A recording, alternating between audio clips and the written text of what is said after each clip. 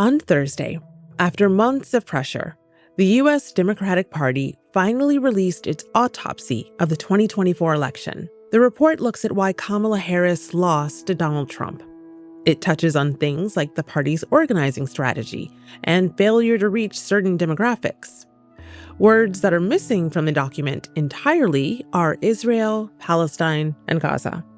That's despite earlier reporting from Axios that the autopsy had concluded that the Biden administration's stance on the Gaza genocide was a net negative that cost Harris votes, especially among younger and progressive Democrats. One of the loudest, most consistent voices warning Democrats that their stance on Gaza has not only been a moral catastrophe, but a political one, is Hasan Piker. The streamer and political commentator argues that ahead of the 2028 elections, Israel could become a litmus test.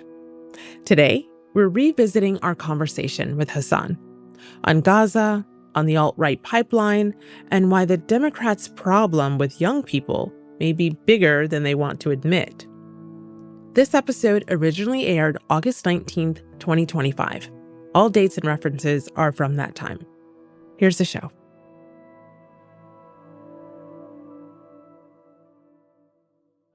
Today, the online streamer speaking out on Gaza and the alt-right pipeline.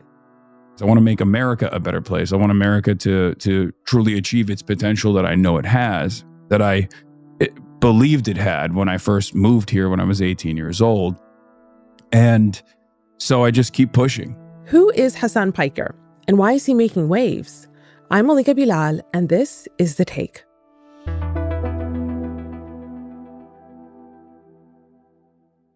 My name is Hasan Piker, or Hasan Piker. I am a Turkish-American political commentator, and I talk about politics on Twitch at twitch.tv/HasanAbi. And I have my live streams rebroadcast to the YouTube in shorter formats at Hasan D. Piker on YouTube. Hasan, welcome to The Take. It is really good to have you here. So on paper, you present as the kind of guy that the internet might slot into the right-wing gym bro category. 8 hours of live streaming on Twitch, gaming marathons, intense workout routines, creatine tubs, adoration by legions of mostly young men. But there's a plot twist. How do you describe who you are and what you do?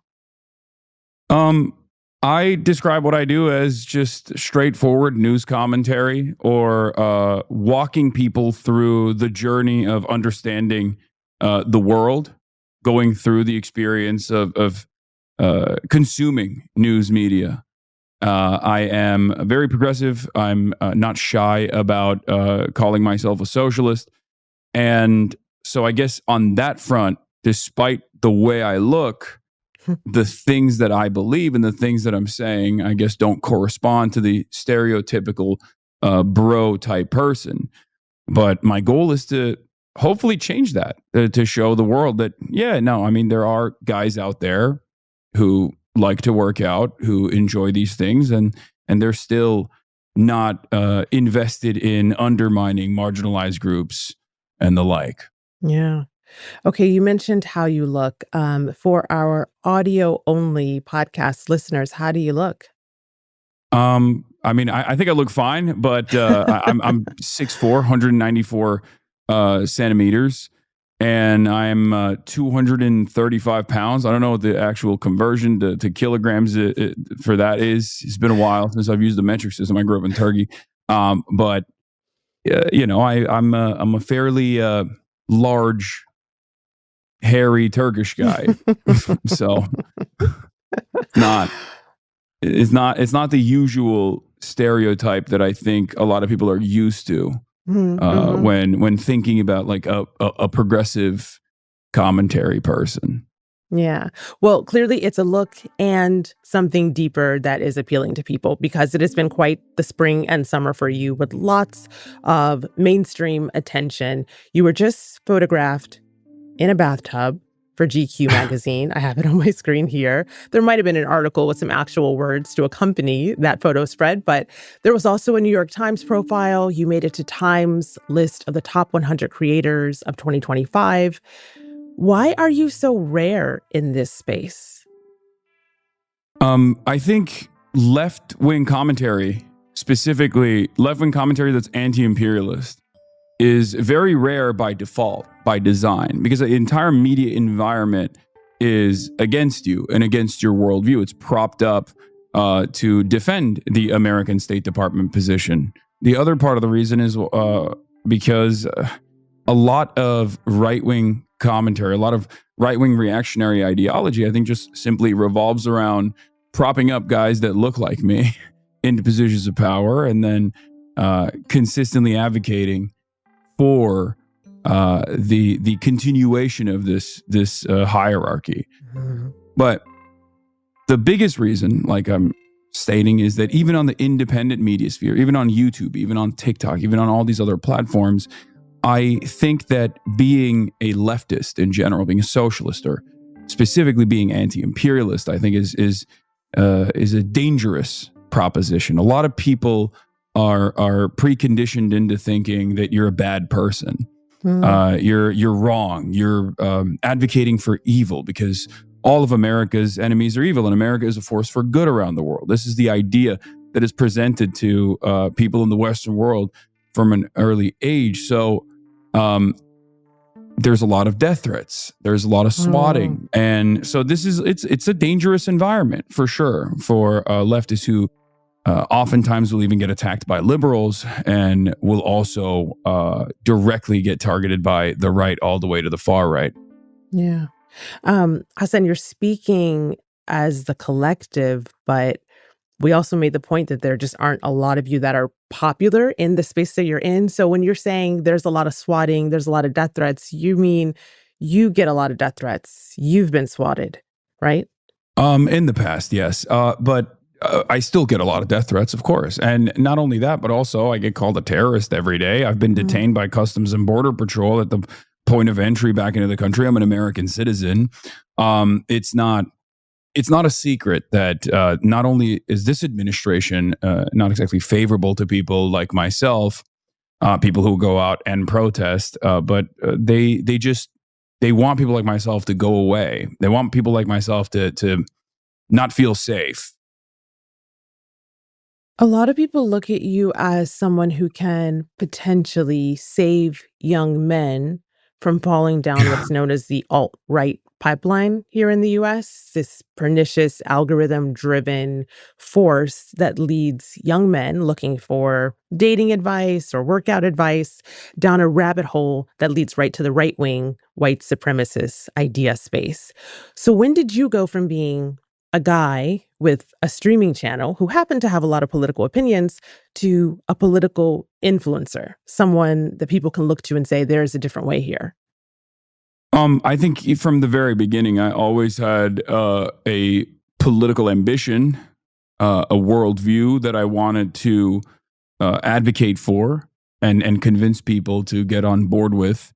And all of the other things that I do in the process, I think, feed into that goal.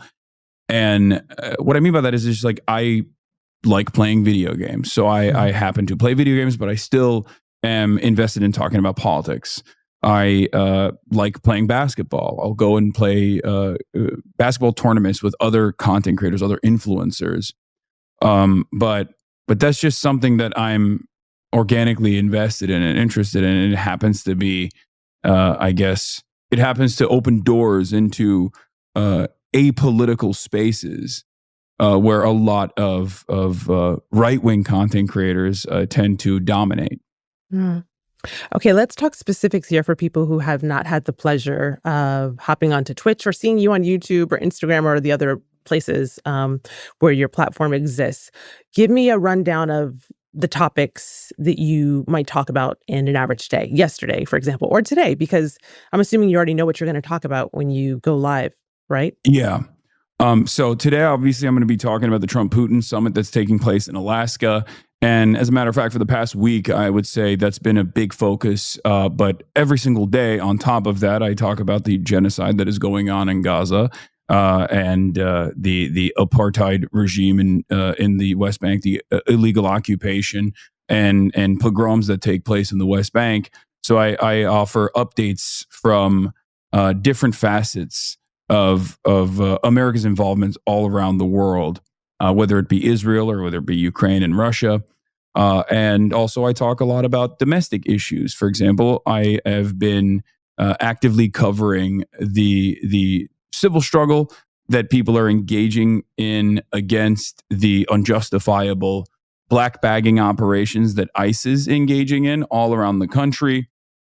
And then also on top of that, I every now and then tend to cover viral stuff that's going on as well. There was a lady on TikTok who fell in love with her psychiatrist, and she had like a 58-part TikTok series explaining that in gruesome detail. So I covered that as well. Sometimes I watch reality TV shows from the early 2000s era, and even in that regard, even when I'm doing that, I like to cover the underlying political attitudes at the time as well. So everything still has like somewhat of a political slant to it, but I like to also have fun too.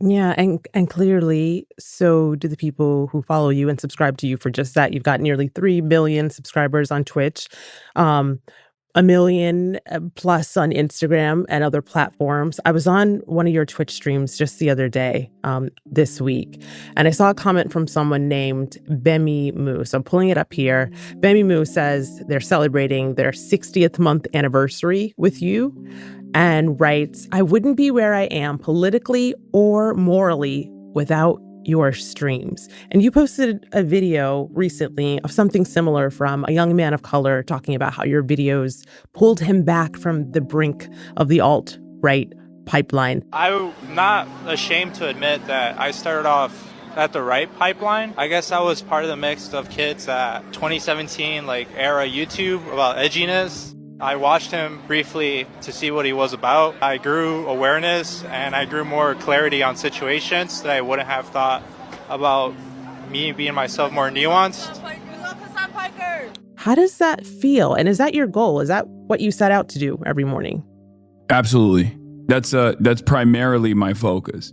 My goal is to get people who are in the center or people who are liberals to recognize that the Democratic Party has to actually advocate for the good policies that we all want: Medicare for all, anti-war, things of that nature, free college. And my goal is to get people who are on the right all the way to the far right to pull back from that reactionary rabbit hole that they find themselves in. You were born in the US, but grew up partially in Ankara and in Istanbul, Turkey. Yeah. You've said in the past that growing up there really shaped your politics and your understanding of the American empire. How so? Well, as your international listeners will be very familiar with, when you grow up on that side of the world, your attitudes about American interference and American involvement are very different than growing up in the United States of America, where you take for granted all of the actions that America is engaging in, and you think to yourself, well, America is the world's police, and it's a force for good, even if it sometimes does bad. Mm. Even when it's doing bad for a greater good. And also, America's enemies are far more evil and far scarier. If they were to win, then who knows what the world would look like. That's the attitude. That's the prevailing attitude I've seen from Westerners in general. And as far as domestic policies in Turkey, I saw a lot of social repression from the Erdogan regime coming into power. I was very young at the time, but I saw the environment around me change. Erdogan, not dissimilar to Donald Trump, actually ran on a big wave of right populist sentiment and specifically religious conservatism. Now, of course, there was, I would say, some legal forms of repression in Turkey against, Yeah, women not being able to wear hijab in government offices, universities. Absolutely. Which, ironically enough, at the time, I didn't have an issue with those laws at all. But I guess that is also social conditioning. So I saw that when I was growing up. So I developed animosity towards that kind of reactionary politics in general from the start. More with Hasan after the break. Hasan, I want to talk about something that we've touched on, and that is near and dear to many of our viewers and listeners' hearts. And that, of course, is Gaza. Because, as you mentioned, it's something you speak about every single day. Yeah. Have you seen a shift in how your audience interacts with you on this issue? What's your view from behind your screens? Absolutely. It's not like I ever sheltered my opinion on Israel from my audience at all. And in the past, I would bring it up with regular frequency, especially during sieges, or as the Israeli occupying force calls it, mowing the lawn. Whenever things of that nature were happening, I would regularly talk about it. But I guess for a lot of progressive people in my audience, that was just something that they could avoid thinking about. But I would say that before October 7, this was not an issue that many American and Western progressives were super privy to. So what I personally experienced in my audience after October 7 was a lot of people who fancy themselves to be progressives, I think, were not ready for a guy whose name is Hasan to say, no, this is a direct consequence of 75 years of occupation, ethnic cleansing, and apartheid. They were not ready for that at all. And I lost a big chunk of my audience in the process. A third of my audience left. And people were just like, you're a terrorist. You had to do the whole, do you condemn Hamas back and forth every single day. People set up websites to track every single thing that I was saying, just to clip it out of context. And then they could send it to like every advertiser they could, and send it to every outlet that I was speaking to tar and feather me to the best of their ability, to say, this is a bad person. This is a terrorist. He hates America, which under different circumstances, you would expect from the right. A guy like Steven Crowder or Ben Shapiro, I've heard that a lot. You know, you hate America. But now I was getting it from supposedly progressive people who consider themselves to be progressive. Having said that, slowly but surely, a lot of Americans and a lot of people in the Western world started paying attention to exactly how Israel was operating. Things that we knew, things that people were aware of for years, for decades, all of a sudden was being openly discussed in not only progressive circles, but liberal circles and even conservatives as well. There is this disconnect between the anger that so many people feel about what Israel's doing in Gaza on the left and the right, and elected officials who don't want to use the word genocide, who are reluctant to cut off funding for Israel. Even politicians that a lot of young people look up to. I'm talking Vermont Senator Bernie Sanders. Don't want to say the word genocide. Most recently, the former Transportation Secretary, Pete Buttigieg, got a lot of blowback from you included. You talked about him a lot on your stream for calling Israel a friend and not giving a direct answer on whether he would vote to oppose sending weapons to Israel. I think that we, as Israel's strongest ally and friend, you put your arm around your friend when there's something like this going on and talk about what we're prepared to do together. Could Israel become the new litmus test for potential Democratic presidential candidates in 2028? I think it already has. Because the very fact that Pete Buttigieg, who's supposed to be the North Star for establishment Democrats, who's supposed to be the best communicator for the establishment Democrats, had to go back to Politico and basically engage in some kind of ass covering. I can say that, right? That's not a curse. Yeah, you could say that. And for context here, it's because he went on the podcast, Pod Save America. Yeah. Got a lot of blowback. Yeah. And then did an article with Politico in which he slightly walked it back. He slightly walked it back, but he still was very wishy-washy. And I don't think these guys understand that that's not going to work. No half measures on this issue. It's the most black and white issue you could ever have is genocide. Some of our production team here, myself included, were watching your Twitch stream the other day when you started talking about our Al Jazeera colleagues who were killed by Israeli forces in Gaza. And the consensus among my team was that it felt good. It felt cathartic to see how angry you were. Do you think that anger is a useful emotion when talking about messaging around Gaza? Yes and no. It's entirely dependent on the audience that you're speaking to, and it's entirely dependent on the time and place that you're at. But I'll give you an example. I used to go on Piers Morgan's shows. I stopped doing it because I just can't deal with people who are going to sit there and talk about how Israel is the most moral nation on the planet without absolutely losing my mind. And the first couple of times I did it, I would yell at Piers Morgan and it was fine. But I think the last time I did it, there was this guy who was trying to talk about both sides and how Hamas was also responsible for these atrocities that Israel was engaging in and how they had, egged Israel on to do a genocide. Yeah, I am being patronizing. I don't know who the you are, and you're over here chirping all the way from London about Palestine and doing a both sides are fucking fine type bullshit. Or you're talking about how you want to fucking free Palestine, but also simultaneously, both sides got a lot going on. Shut the up. You don't know anything. And he was shocked. He was like, he couldn't comprehend that he was being yelled at for this issue. And at first I thought, oh no, I messed up. But the catharsis that you're describing was reflected by the audience because people loved it. It just entirely depends on who the audience is and what the broader audience's perspective is. Because I feel like at this point, at every point, anger was justified.